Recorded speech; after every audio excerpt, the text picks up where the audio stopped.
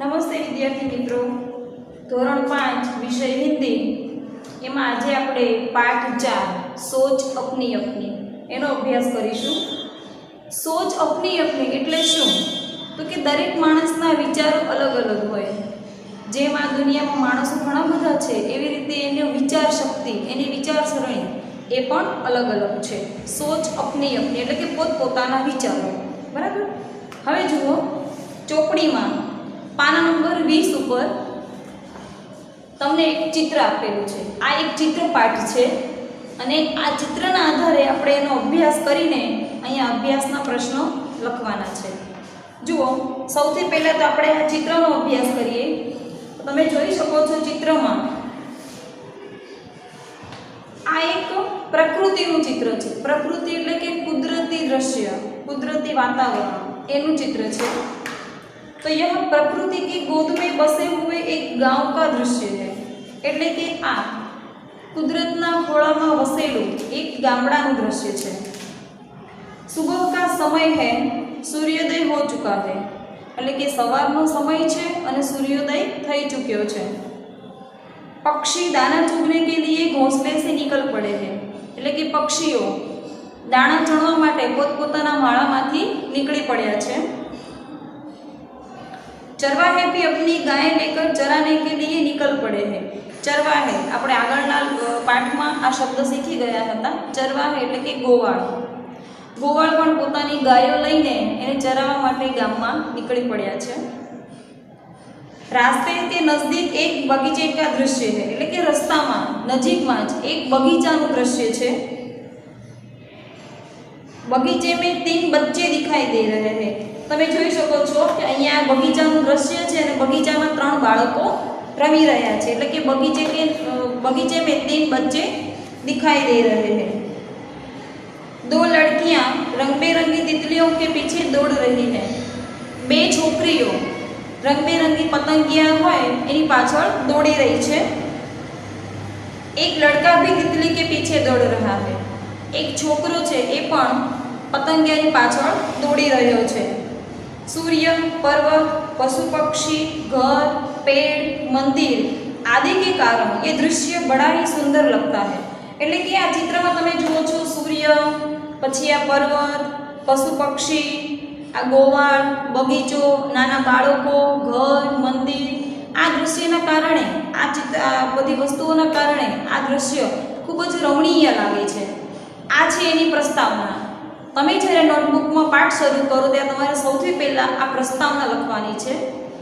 પ્રસ્તાવના લખ્યા પછી હવે પાના નંબર 21 ઉપર જુઓ અભ્યાસ। અભ્યાસના પ્રશ્ન છે એમાં પ્રશ્ન નંબર 1, બરાબર। પ્રશ્ન નંબર 1,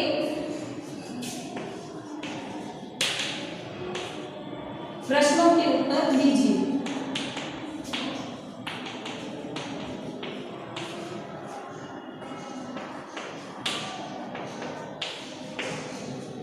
प्रश्नों के उत्तर दीजिए। હવે એમાં પહેલો સવાલ છે કે सूरज निकलने पर पक्षी क्या कर रहे हैं। એટલે કે જ્યારે સૂર્યોદય થાય છે ત્યારે પંખીઓ શું કરે છે? તો આપણે એવું લખી શકીએ, सूरज निकलने पर पक्षी दाना चुगने के लिए अपने घोंसले से बाहर निकल रहे हैं। પછી બીજો પ્રશ્ન છે ચરવાહા क्या कर रहा है। એટલે કે ગોવાળ શું કરી રહ્યો છે?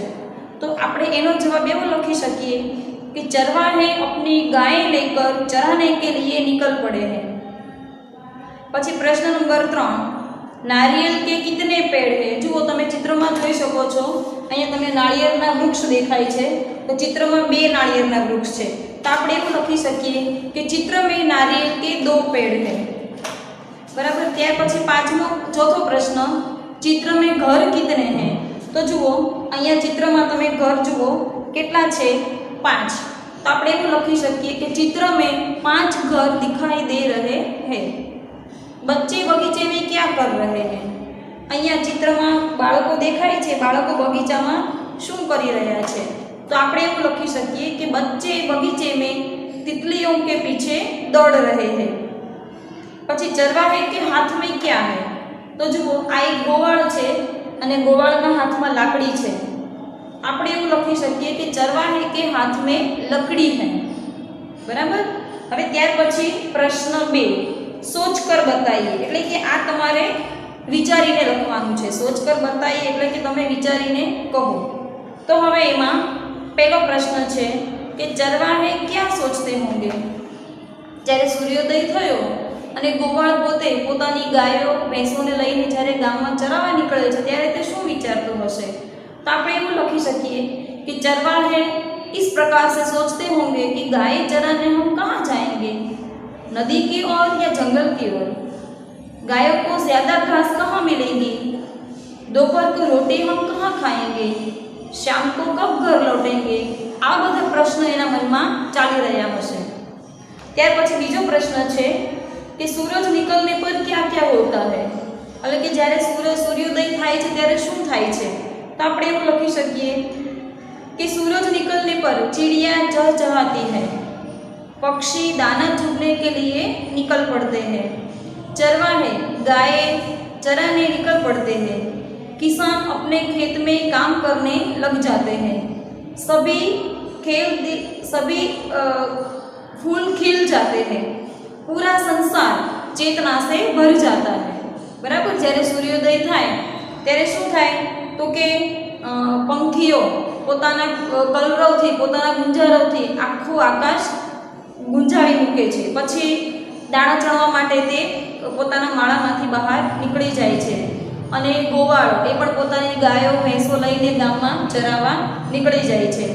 પછી ખેડૂતો એ પણ પોતાના ખેતરમાં જઈને પોતાનું કામ શરૂ કરે છે અને બધા જ ફૂલો ખીલી જાય છે, પ્રકૃતિ એકદમ સુંદર થઈ જાય છે અને જાણે આખો સંસાર ચેતનાથી ભરાઈ જાય છે। ત્યાર પછી ત્રીજો પ્રશ્ન છે કે તું બગીચે में होते तो क्या करते એટલે કે તમે પોતે જો બગીચામાં હોત તો શું કરત। તો આપણે એવું લખી શકીએ કે मैं बगीचे में होती तो रंग बिरंगी फूलों को जी भर के देखती, फूलों की सुंदरता को देखती, झूले पर झूलती और रंग बिरंगी तितलियों को देखकर प्रसन्न होती। એટલે કે જો અગર હું બગીચામાં હોત તો રંગબેરંગી જે ફૂલો ખીલેલા છે એને મન ભરીને જોઈ લેત, પછી આ ફૂલોની સુંદરતા કેવી સરસ દેખાય છે એ પ્રકૃતિનું રમણીય દ્રશ્ય માણત અને હિંચકત, પછી રંગબેરંગી પતંગિયાઓ જોઈને ખૂબ જ પ્રસન્ન થાય અને તેને પકડવાનો પણ પ્રયત્ન કરત। બરાબર। ત્યાર પછી પ્રશ્ન 4 कुत्ता क्या सोच रहा होगा। તમે જુઓ અહીંયા ચિત્રમાં આ કૂતરું છે એ ગુવાળની પાછળ જાય છે, એ કૂતરું શું વિચારતું હશે। તો આપણે એવું લખી શકીએ कि यह कुत्ता सोचता होगा कि अगर उस चरवाहे के पास खाने के लिए मेरे लिए उसके पास खाने में क्या होगा, वो मुझे देगा, मुझे खाने देगा। આવું બધું એ સોચતો વિચારતો હશે। ત્યાર પછી છે પ્રશ્ન 5 तितली उड़ती क्यों है। બરાબર। પતંગિયા કેમ ઉડે છે। તમને ક્યારે આવો વિચાર થાય। ઘણા બધા રંગબેરંગી પતંગિયા આપણે બગીચામાં જોઈએ, ક્યારેક એવું બને કે અનાયાસે આપણા ઘરમાં પણ પતંગિયું આવી ગયું હોય તો એ ઉડે છે કેમ, બીજા બધા પ્રાણીઓની જેમ ચાલતું કેમ નથી, એ કેમ ઉડે જ છે। તો આપણે એના માટે એવું લખી શકીએ કે પતંગિયાને ભગવાને પાંખો આપી છે અને પાંખો ઉડવા માટે છે। પતંગિયું આખું આકાશ સુંદરતાથી માણી શકે, દરેક ફૂલોની સુવાસ તે લઈ શકે તેના માટે તે ઉડતું હોય છે। 2 या 3 પક્ષી સાથ ક્यों ઉડते हैं। તમે જોજો આકાશમાં ઘણીવાર પંખીઓ એક જૂથમાં જોવા મળે છે, ક્યારેક કોઈ પક્ષી એકલું ઉડતું નથી, 2 હોય 3 હોય અથવા 4-5 પક્ષીઓ, ક્યારેક તો આખી લાઈન હોય, એ સળંગ એક સાથે બધા ઉડે છે। તો આવું કેમ। આપણે એના માટે એવું કહી શકીએ કે પક્ષીઓ હંમેશા જૂથમાં રહેવા માંગે છે। આપણને એવું શીખવાડે છે કે એકલા રહેવા કરતાં જૂથમાં રહેવું વધારે સારું છે। બરાબર। એટલે પક્ષીઓ હંમેશા જૂથમાં રહે છે અને એક સાથે જ ઉડે છે। બરાબર।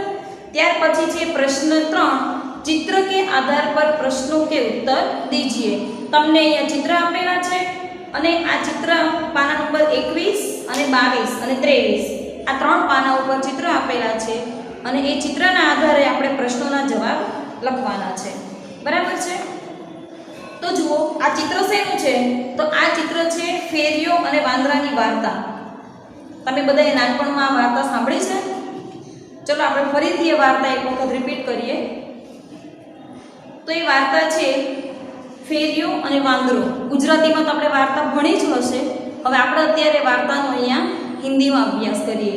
टोपीवाला और बंदर. बराबर. तो जुओ, एक दिन एक टोपीवाला टोपियाँ बेचने के लिए नजदीक के गांव में जा रहा था. એટલે કે એક વખત એક દિવસ એક ટોપીવાળો પોતાની ટોપીઓ લઈને નજીકના ગામડામાં વેચવા માટે જઈ રહ્યો હતો. ગરમી કે દિન થે, એટલે કે ગરમીની સિઝન હતી, ઉનાળો હતો. વહ થક ગયા था. રસ્તે में एक पेड़ आया. એ પોતે થાકી ગયો હતો. ઉનાળો હોય, બહુ તડકો હોય, ચાલી ચાલીને માણસ થાકી જાય, તો એવી રીતે એ પણ થાકી ગયો હતો. એટલે એણે શું કર્યું કે રસ્તામાં એને એક વૃક્ષ દેખાણું. पेड़ के नीचे टोपियों की टोकरी रख दी और वह आराम करने लगा. એટલે કે એ વૃક્ષ નીચે, એ ઝાડ નીચે એણે એ જે ટોપીનું આખું પોટલું છે એ પોટલું એણે ત્યાં મૂકી દીધું. એની ટોકરી છે, ટોપલી, એ એણે ત્યાં મૂકી દીધી અને પોતે એ વૃક્ષની નીચે આરામ કરે છે. થોડી દેર में उसे नींद आ गई. એટલે કે થોડી જ વાર થઈ તો એને ઊંઘ આવી ગઈ. जब टोपी वाले की नींद खुली तो वह चौंक उठा. એટલે કે થોડા સમય પછી જ્યારે એની આંખ ઉઘડી તો એણે શું જોયું? એકદમ આશ્ચર્યચકિત થઈ ગયો. उसकी टोकरी खाली थी. એણે જોયું કે એની ટોપલીમાં એક પણ ટોપી હતી નહીં, આખી ટોપલી ખાલી હતી. इतने में उसे बंदरों की आवाज़ सुनाई दी. એટલે કે એટલા જ સમયમાં, થોડી જ વારમાં એને વાંદરાઓનો અવાજ સાંભળવા મળ્યો. उसने ऊपर देखा. એટલે શું કર્યું? ઉપર જોયું, ઝાડ ઉપર. पेड़ पर कई बंदर बैठे हुए थे. એ ઝાડ ઉપર ઘણા બધા વાંદરાઓ બેઠા હતા. सभी बंदरों ने सिर पर टोपी पहनी हुई थी. એટલે કે બધા જ વાંદરાઓએ પોતાના માથા ઉપર ટોપી પહેરેલી હતી. જે નીચે ઝાડ નીચે ટોપલીમાં જે એણે ટોપીઓ રાખી હતી ને, એ વાંદરાઓએ બધાએ લઈ લીધી અને પોતપોતાના માથે ટોપી પહેરી લીધી. टोपी वाले को बहुत गुस्सा आया. उसने बंदरों को पत्थर मारना शुरू किया. ટોપીવાળાને ખૂબ જ ગુસ્સો આવી ગયો અને એણે શું કર્યું કે જે ઝાડ ઉપર બધા વાંદરા બેઠા હતા એને પથ્થર મારવાના શરૂ કરી દીધા. उसकी नकल करते हुए बंदरों ने भी पेड़ से फल तोड़ तोड़ कर टोपियों वाले की और फेंकना शुरू किया. વાંદરો છે ને આપણી નકલ કરે, જેમ આપણે કરતા હોય એવું અનુકરણ એ વાંદરાઓ પોતે કરે. એવું જ એણે અત્યારે અહીંયા કર્યું. શું કર્યું? ટોપીવાળાને ગુસ્સો આવ્યો એટલે એણે વાંદરાને પથ્થર માર્યો. તો એનું જોઈને વાંદરાઓએ પણ ઝાડ ઉપર જે જે ફળ હતા એ ફળ તોડી તોડીને એને મારવા લાગ્યો. टोपी वाला समझ गया कि वह बंदरों से टोपियाँ कैसे वापस ले सकता है. बराबर. એટલે ટોપીવાળાને મનમાં એવો વિચાર થયો, ફેરિયાને, કે હવે આ વાંદરાઓ પાસેથી મારે ટોપી લેવી કઈ રીતે. પછી થોડા સમય થયો એટલે એને મનમાં એક વિચાર આવ્યો. ઉસે એક યુક્તિ सूझी. टोपी वाले ने अपने सिर से टोपी उतारी और उसे जमीन पर फेंक दी. એણે શું કર્યું કે પોતાના માથે જે ટોપી પહેરેલી હતી, ફેરિયાએ પોતે જે ટોપી પહેરી હતી એ ટોપી એણે ઉતારી દીધી અને જમીન ઉપર ફેંકી દીધી. એનું જોઈને વાંદરાએ પણ એનું અનુકરણ કર્યું અને પોતપોતાના માથે જે ટોપીઓ હતી એ પણ ઉતારીને ફેંકી દીધી. बंदरों ने भी यह देखा तो उसने भी अपने सिर से टोपियाँ उतार कर फेंक दी. टोपी वाले ने जल्दी जल्दी टोपियाँ समेट ली और टोकरी में रख दी और वह खुश होकर वहाँ से चल पड़ा. જ્યારે ટોપીવાળાનું ફેરિયાનું અનુકરણ વાંદરાઓએ કર્યું ત્યારે એણે ટોપી પણ પોતાના માથેથી ઉતારીને ફેંકી દીધી. ત્યારે ફેરિયાએ શું કર્યું કે ફટાફટ ઝડપથી બધી ટોપીઓ ભેગી કરીને ટોપલીમાં નાખી દીધી અને એકદમ ખુશ થઈ ગયો અને ત્યાંથી આગળ નીકળી પડ્યો. બરાબર. આ છે વાર્તા. હવે આ વાર્તાના આધારે આપણે પ્રશ્ન 3ના પ્રશ્નોના જવાબ લખવાના છે. તો જુઓ, એમાં પહેલો સવાલ છે, વ્યાપારી ક્યાં લઈ જા રહા હૈ. બરાબર. તો જુઓ, વ્યાપારી શું લઈ જઈ રહ્યો છે? તો વ્યાપારી ટોપિયા લેકર જા રહા હૈ. પછી પાના નંબર 22 ઉપર व्यापारी टोकरी कहाँ रखता है. तो તમે ચિત્રમાં જોઈ શકો છો એક ઝાડ નીચે રાખે છે. તો આપણે એવું લખી શકીએ કે व्यापारी अपनी टोकरी पेड़ के नीचे रखता है. પછી पेड़ के ऊपर कौन है? तो पेड़ के ऊपर बंदर है. પછી એનો પછીનો ચિત્ર કે ઝાડ ઉપર વાંદરો છે અને આ વ્યાપારી પોતે વિચારે છે तो एनो सवाल શું છે કે बंदरों ने टोपियों का क्या किया? वांदराओं टोपियों શું કર્યું? तो बंदरों ने टोपियां टोकरी में से लेकर अपने सर पर रख ली। ત્યાર પછી પાના નંબર 23 ઉપર જુઓ ચિત્ર છે અને એનો સવાલ છે કે व्यापारी ने क्या किया? વેપારીએ શું કર્યું? तो व्यापारी ने अपनी टोपी सर से निकाल कर नीचे जमीन पर फेंक दी। ત્યાર પછીનો પ્રશ્ન કે बंदरों ने टोपियों क्यों फेंक दी? तो આપણે એવું લખી શકીએ कि जब व्यापारी ने टोपी फेंकी तो उसका अनुकरण करते हुए बंदरों ने भी टोपियां फेंक दी। छेल्लो प्रश्न व्यापारी क्या कर रहा है? तो व्यापारी अपनी टोपियां समेट कर टोकरी में रख रहा है। बराबर आ तमारे प्रश्न 3 અહીંયા તમારે ચોપડીની અંદર આ જવાબ લખવાના છે અને નોટબુકમાં પણ લખવાના છે। હવે પ્રશ્ન 4 પાના નંબર 24 ઉપર એમાં તમે જુઓ અહીંયા પણ તમને એક ચિત્ર આપેલું છે। બરાબર સવાલ છે કે નીચે दिए गए चित्र के आधार पर 5 वाक्य लिखे। અહીંયા તમને જે આ ચિત્ર આપેલું છે આ ચિત્રના આધારે તમારે અહીંયા નીચે 5 વાક્ય લખવાના છે અને એના એ જ 5 વાક્ય તમારે તમારી નોટબુકમાં પણ લખવાના છે। चलो कई रीते लखाय ए आपणे जोईए। तो चित्र में पेड़ और पौधे दिखाई दे रहे हैं એટલે કે ચિત્રમાં વૃક્ષો અને છોડ જોવા મળે છે। हरी हरी घास भी है એટલે કે લીલુંછમ ઘાસ પણ છે। दूर दूर तक 3 पहाड़ है એટલે કે दूर दूर સુધી મોટા મોટા 3 પહાડ જોવા મળે છે। और ऊपर खुला आसमान दिखाई दे रहा है। दूर सुधी तमने 3 पहाड़ जोवा मळे छे ने ऊपर नजर करो तो आखू आसमान आखू आकाश जोवा मळे छे।